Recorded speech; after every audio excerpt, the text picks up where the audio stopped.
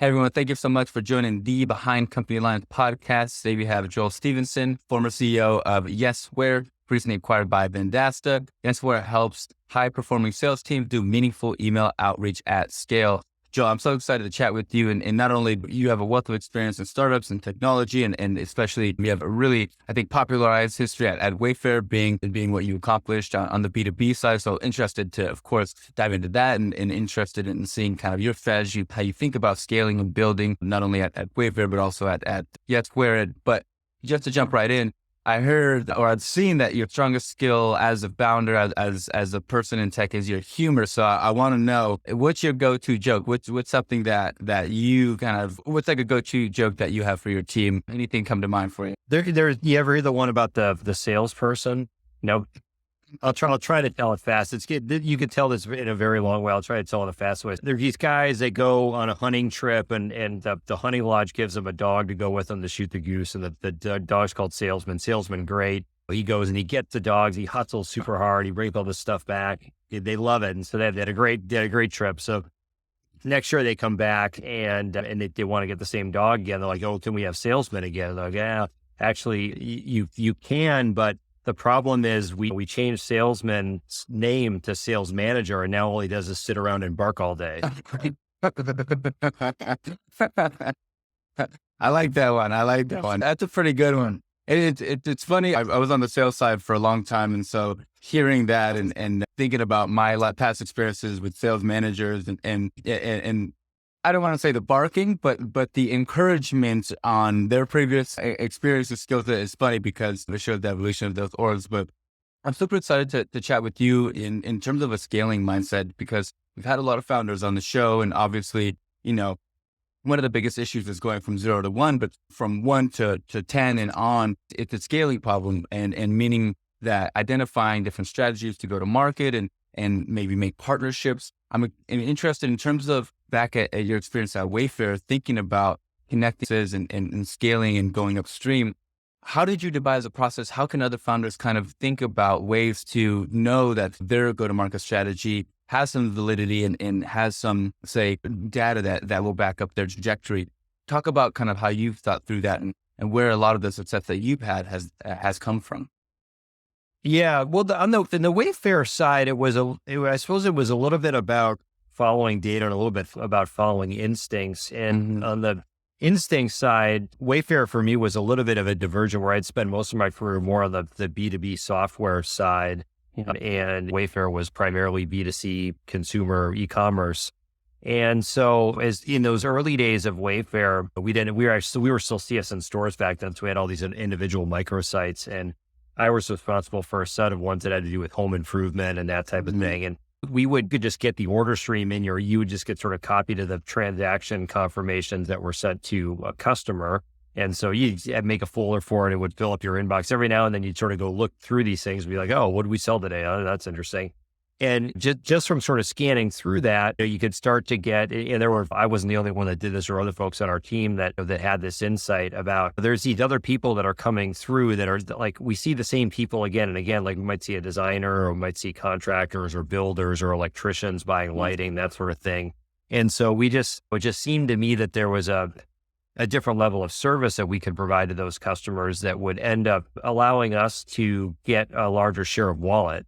And so it took us from that initial hypothesis and then staffing some people on it, doing a bunch of cold calls, doing a bunch of experiments. Many, many things failed before we finally kind of got into a model where we were finally able to prove out that these cohorts that we applied this service level to were meaningfully better than the ones that we didn't. Because before that, the idea was like, well, you're just taking money out of one pocket and putting it into another. Like, are you actually creating value here? So it took us quite a while to really prove that out definitively. And then it was sort of a question of, okay, well, how do you then scale this? How do you build top of funnel? And then how do you support them? And we had the luxury of having the whole Wayfair database to sort of cull through. And in the early days, we would write SQL scripts and get a result back with, all right, well, all these people. And then eventually that became data scientists and all sorts of advanced analytics, driving stack rank stuff and like being very specific about who was going to call who and when they were going to call them. But we had that in some ways it was a product-led growth motion because we had Wayfair was sort of the product, and then we were taking all these people that were sort of not really hand raising, but we thought could hand raise, and then we would sort of get into this motion of a different level of service.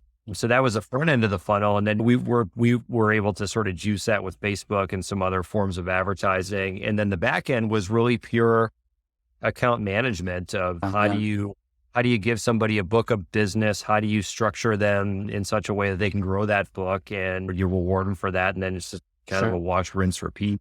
Yeah. And how did that change in terms of the supply side? I assume if you have larger contracts with, say, contractors or people building company or building certain whether it's homes or other types of structures, what does that do on the supply side? How much did you have to ramp that up? And was that up to speed when you were signing contracts? So I think a lot of times we go for user data or capturing customers and clients and then fulfilling orders. But it seems like you kind of have to raise the supply as you're filling out orders. How did that affect the supply side?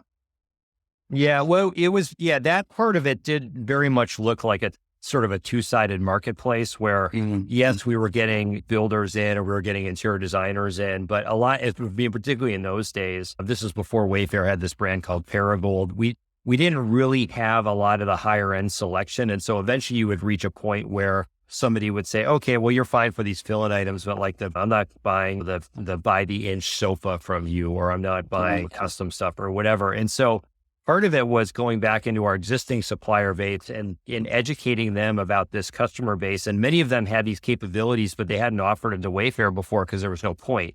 And so a lot of what the account managers ended up doing was being the bridge between this very large and capable supply base and what the customer wanted, which like in a lot of those projects was not, you couldn't sort of render it in an e-commerce engine, if you will. And so they sort of worked in to fill in the gaps between what the customer needed and what Wayfair could sort of translate in terms of self-service. And then over time, we were able to convince a bunch of higher end suppliers that we had a sufficient demand for them on the buyer side, and that they were missing out if they weren't part of this. And then and some of them were concerned about brand perception.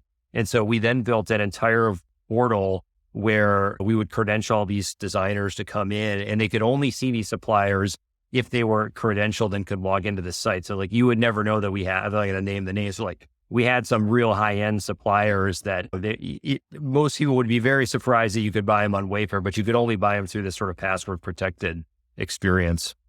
Yeah. And you had a lot of experience kind of going into vertical markets and growing accounts and things like that. Where have you seen some businesses say, I don't want to say go wrong, but not maybe take into the account all the necessary pieces that takes to go up market? Working with your current customer base and expanding that's obviously one direction, but going up market, if you're looking for a higher value or larger order sizes, how do you approach that? Or have you seen some companies approach that, say, not accounting for all variables or not doing it the right way?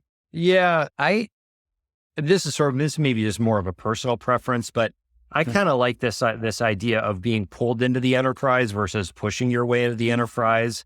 The bigger companies are typically going to have many more requirements. They'll have security requirements. They'll have custom development requirements. They might have certain acts or covenants that you have to size. Everything's just a little bit more complicated. And some companies start there in very large companies, and they're sort of built that way. But if you weren't sort of built from the beginning to be able to support very large customers, there's a lot of baggage that comes along with that.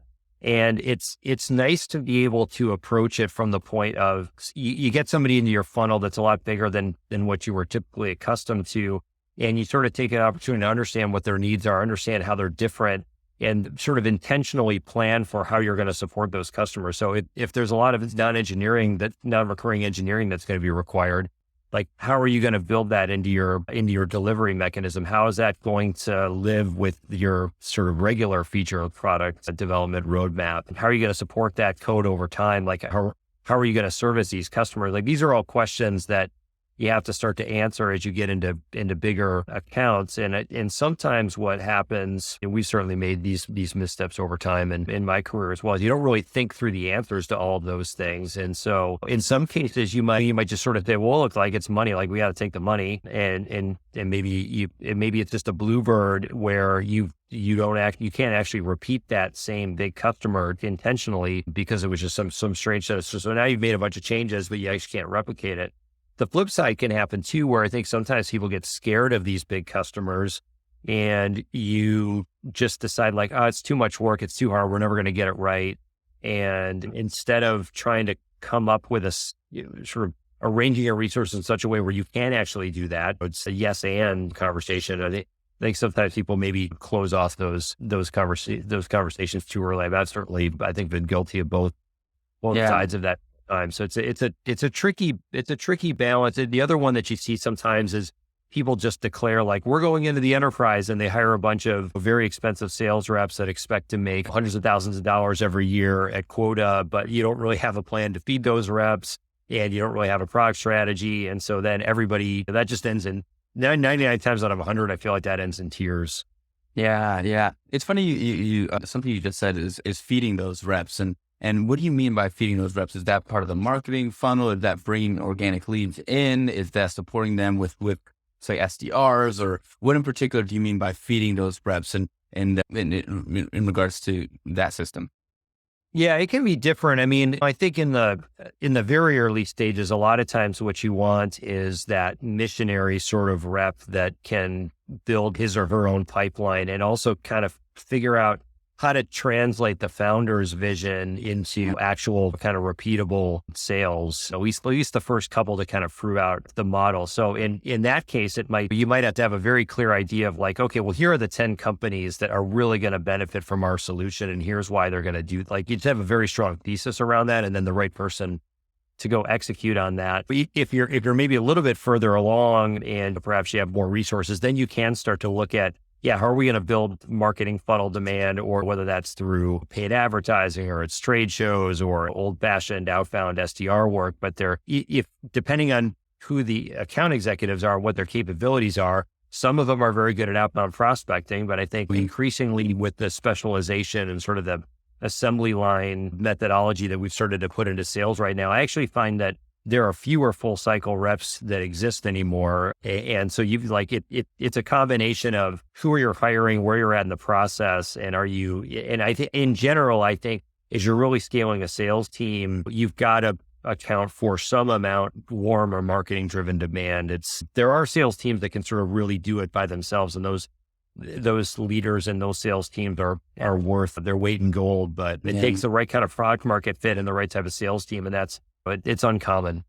Yeah. It's fascinating. I love the point you made about the sales team in terms of full cycle reps. I feel like everything's becoming a little bit more systematized and people are more specialized in exactly what part of the function that they come in. But it's interesting to talk about the sales motion in regards to translating the vision of the founder into the prospects or into the customers that you look to gain. And how do you do that? Is it instilling culture? Is it structurally meeting with your team, going through different planning sessions, doing mock calls or things like that? How does the founder feel confident that their sales team is going to translate their vision and they're going to be in the same direction that the company is going?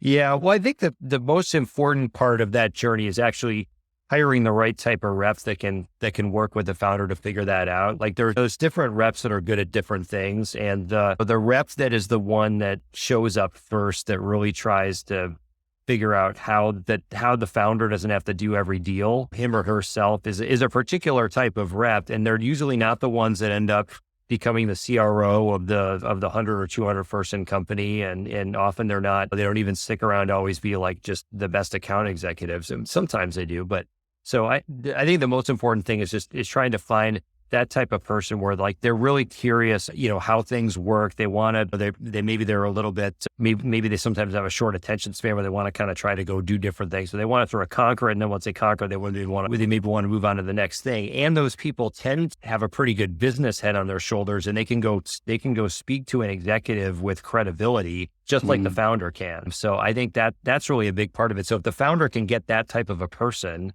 then the ability to then translate those kind of the founder working on the whiteboard to now the first rep working in PowerPoint, like that, you can make that bridge. But if you get the wrong person in, it doesn't matter how good the founder is or how hard the founder tries. It can be hard to make that leap, and the founder ends up doing all the work, maybe until you've got enough capital, you can raise a big round, and then you can bring a bunch of people in that so you sort of know how to do these things.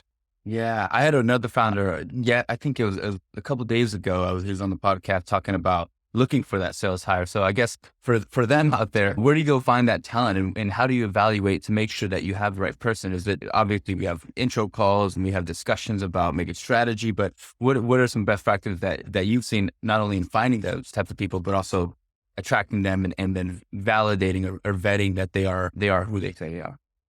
Yeah, ideally they have some proof that they've done it before. And so like a lot of things, if you can get a reference on somebody, some network, that often is the best way to do it. There's also companies that specialize in this, one called J Jellyfish out of New York City, where like that's all they do is they try to take founders from the point of like, hey, I'm pretty sure I have product market fit, and then validating that, figuring out some of the first sales motions so that it could be passed on to another place. So there are creative ways to potentially go about that. But yeah, I think ideally you want somebody that has done it before. I think if you can't find that person, you had to take a little bit of a risk on somebody. I would say you maybe don't necessarily look at somebody that has a strict sales background, but you might want to look at somebody that has maybe some sales, but maybe they did something like consulting, or they did something maybe a little bit more analytical, or something where they had to face off against executives. For maybe banking is another one that it could be kind of interesting for that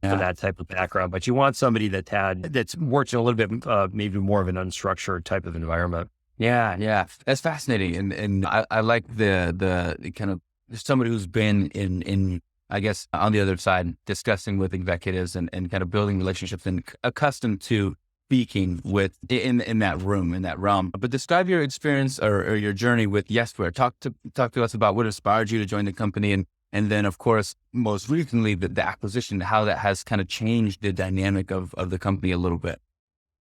Yeah, well, Yesware was one of the ways that we were able to scale the B2B business so quickly on the Wayfair side was we made pretty big investments in tech to drive sales productivity. And as we started to look at the various landscapes out there, what was available, I mean, it turned out we actually had an investor in common between Yesware and Wayfair, Battery Ventures, and Sky Neeraj Agarwal. I was on the board of both companies. I knew Neeraj a little bit, and he introduced me to I was eventually going to leave Wayfair because it got too big. And there's nothing wrong with Wayfair. It's a great company and like the people there, but I realized that I like the early stage more so than the kind of later stage public company side of things. And so I was looking for something new. I met the Yesware team. And so it was cool to be able to kind of almost switch sides from being a buyer of tech to being a seller of that type of tech. And so I joined, and eventually we raised an additional round of capital. I took over as CEO at that point.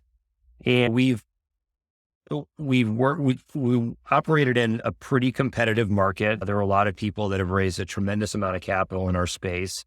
And COVID really kind of threw everything for a little bit of a loop. We have a lot of the way our primary go-to-market is product-led. So the majority of our revenue is self-service, actually, that comes in new versus sales. It's kind of ironic for what we do, but that's the way that we built the company.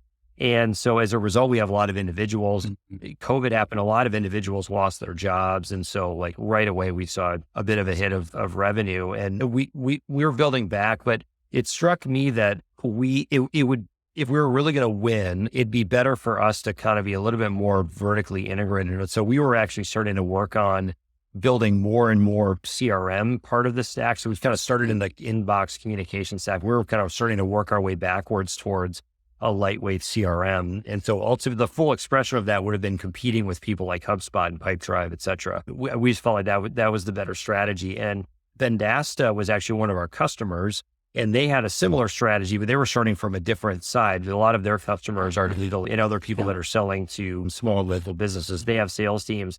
The Vendasta platform is increasingly relied upon by those customers for core CRM types of activities, even sort of getting into the ERP a little bit. And so they had a big desire to try to make that that part of the platform better to better service their customers. And so we were sort of coming at it from one direction. They were coming at it from another direction. The roadmaps just lined up. And I felt like this was going to be a good opportunity for us to sort of be a disproportionate winner in a particular space that's big and meaningful and interesting. Yeah, yeah. And what was the transition from going to SVP of sales to CEO? And what was the need of the company, or I guess what was your drive to make that decision? And how has your job changed day to day?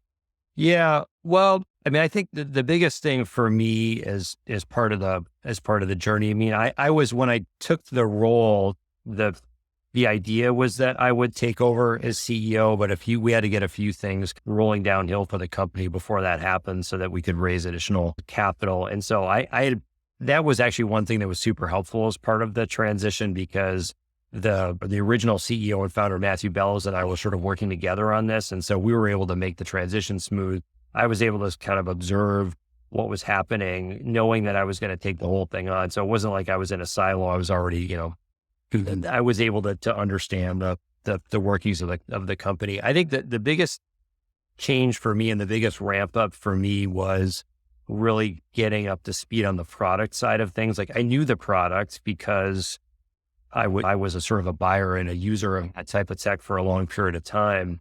But the difference was really like becoming a product CEO and really sort of like really understanding the product roadmap. And in many ways, having the courage to sort of say, like, this is what we need to build. It took me a while to get to that point. I sort of leaned on more of my strengths, which were more of the distribution and go to market, marketing, sales, that type of stuff. Yeah, yeah. And tell us a little bit about the traction now that you've been acquired, and now that you are a part of the Vendasta team. What has not only what has that changed, but how has that increased, say, the amount of users on your platform, and also what are you in particular excited about the next journey, the next stage of the journey, moving on into this year, and where are you kind of planning to take the company? Yeah, well, we're just about towards the end of March. There's a big event where we're going to be kind of unveiling Yesware as part of the Vendasta suite. So if you're a current Vendasta customer and you're on a certain subscription plan, then we're going to give Yesware for free to all of these users. And so that's going to increase the user count very, very dramatically. And it's going to add, I think, a ton of value to those partners. And ultimately for Vendasta, because the go-to-market today runs through the channel, if we can make the channel more effective and they can sell better, like, that's going to only help Vendasta drive more product revenue. So we're super excited about that. All their customers, if they're not using a tool like a Yesware, they should be using a tool like Yesware. So we think that's a great fit. And then over time, we're going to be working on deeper and deeper integrations, really taking some of the best parts of, well, we think the best parts are of Yesware, keeping people in context, working out of your inbox, and bringing into the inbox as well, so people can enjoy those kind of those productivity and time savings advantages. Yeah. And how do you think about competitors? Obviously, with sales enablement tools and email marketing and email outreach, there's so many tools and players in the space. How do you think about, or do you think about the competitors? And when you do think about how you differentiate, are you listening to customer feedback? Are you seeing what the market's kind of going in one direction or another? But I guess overall, how much time do you spend on thinking about competitors, and how do you differentiate within your space? Yeah.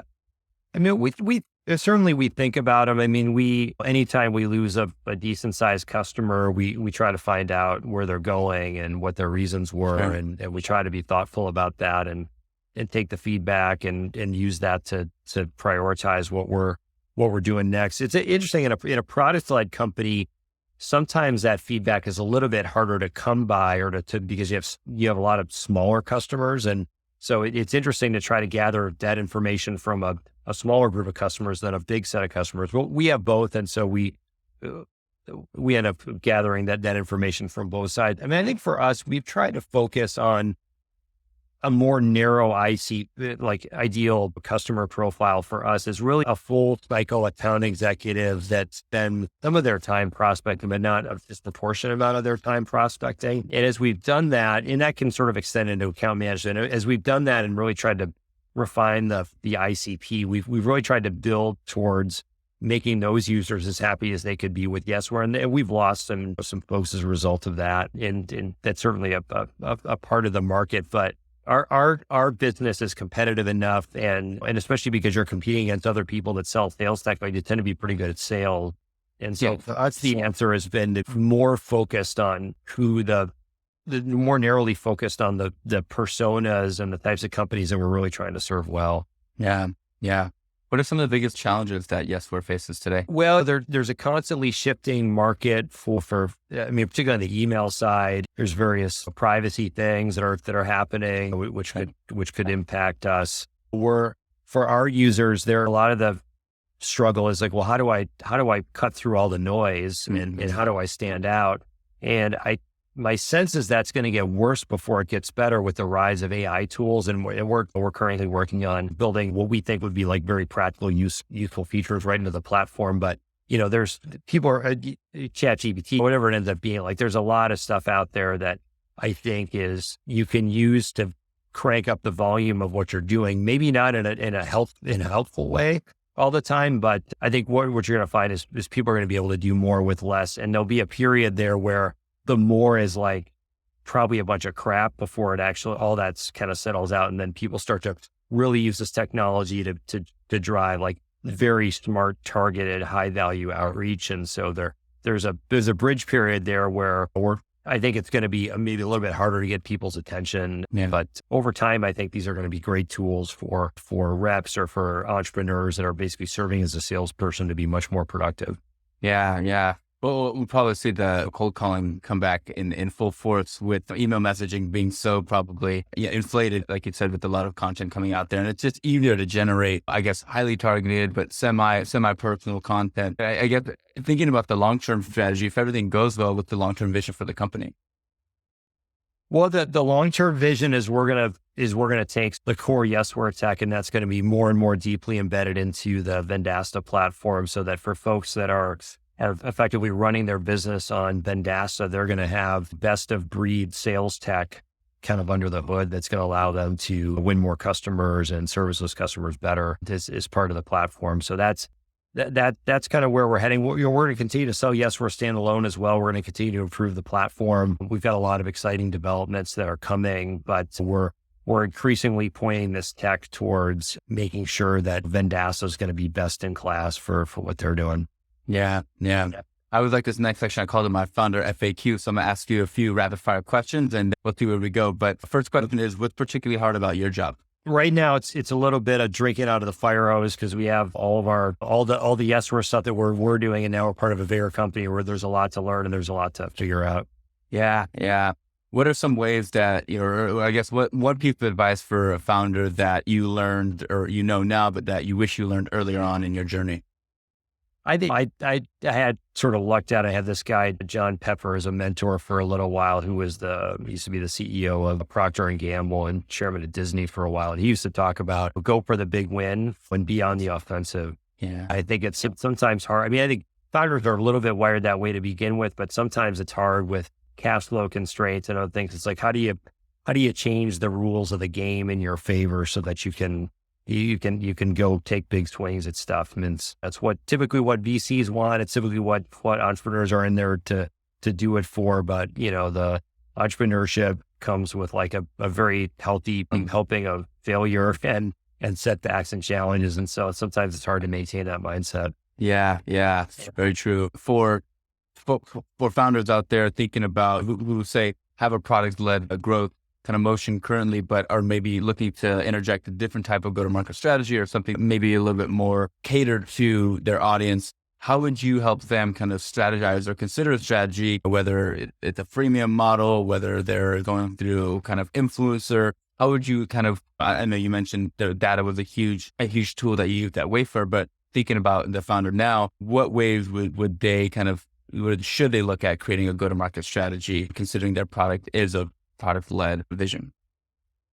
Yeah, well, I think, I suppose you got to start with where your customers hang out and like where how can you reach them? I think for some folks, an easy addition to product-led growth is actually adding salespeople at the right time. I think in the early days, sometimes people view it as an either or, like I'm either going to be product-led or I'm going to be sales-led.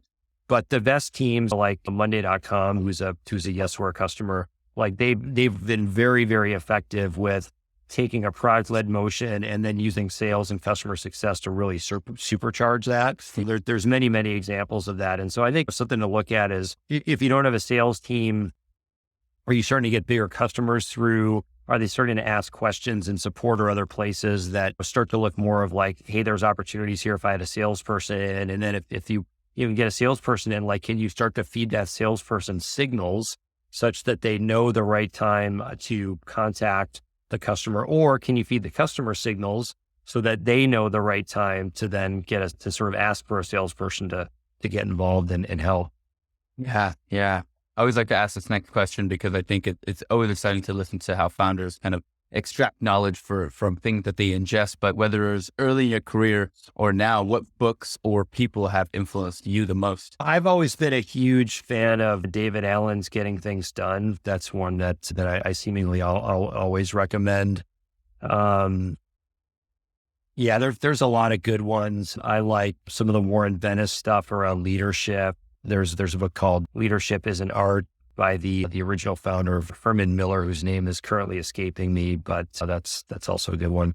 Yeah. Yeah. I love that. And Joel, before we give you, I know we're coming to the end of the episode, before we give you a chance to give us your plugs on where to find you and where to support Yesware, is there anything I didn't ask you that I should have, or that you would have liked to share with us? No, I think that's pretty good. The only thing that I was going to mention earlier, we were talking about cold calling, is cold calling is interesting now because for a lot of businesses, unless you answer the phone as part of your business, it's very difficult to call somebody, right? Like with remote work and COVID, like people don't have office phones so much anymore. And so now you're kind of going people's cell phones, and cell phones have better defense mechanisms typically than the old office phone did. And like when I started my sales career, we used to figure out like, oh, how do you get to the assistant and work your way through the switchboard? And like all that's, I think, pretty much out the window these days. And so I think certainly getting people on the phone or in a live conversation is the best way to do most forms of selling, but it's tricky these days. It's particularly if you're calling into tech or something where people are largely remote at this point. Yeah. Yeah. I love that. Last little bit is, where can we find Yesware? Where can we, as an audience member and as a fan of yourself, where can we find you? Give us your LinkedIns, your websites. Where can we be a part of the product? And maybe if we're a customer, where can we start playing around with Yesware and the tools that you've all created? Yeah, Yesware.com is the place for all that stuff. We have, if you go to our blog, Yesware.com/blog, we've been writing sales content data-driven sales content for a decade. There's a lot of good stuff there. It's all free. If you want to try Yesware, we have a premium tier of Yesware, which you can sign up on the website. I do a podcast called The Hard Sell, which you can find at Yesware.com/podcast. And yeah, I'm on LinkedIn, Joel Stevenson. I think it's Joel Stevenson GM is the URL for that. And I'm happy to chat. Amazing. Joel, it's incredible not only learn about your journey, but how you view kind of sales and go-to-market strategy, and also building a sales team, especially a lot of early founders kind of struggle with it. They may have an inclination or an idea, maybe a frame of reference, but thinking about it in the way you've thought about it, using data, using the really important pieces of your product, listening to customers. Been exciting to learn all that and also to share with my audience. So I hope you enjoyed yourself, but thank you again for joining the show today. Great to be here. Thanks for having me. Of course.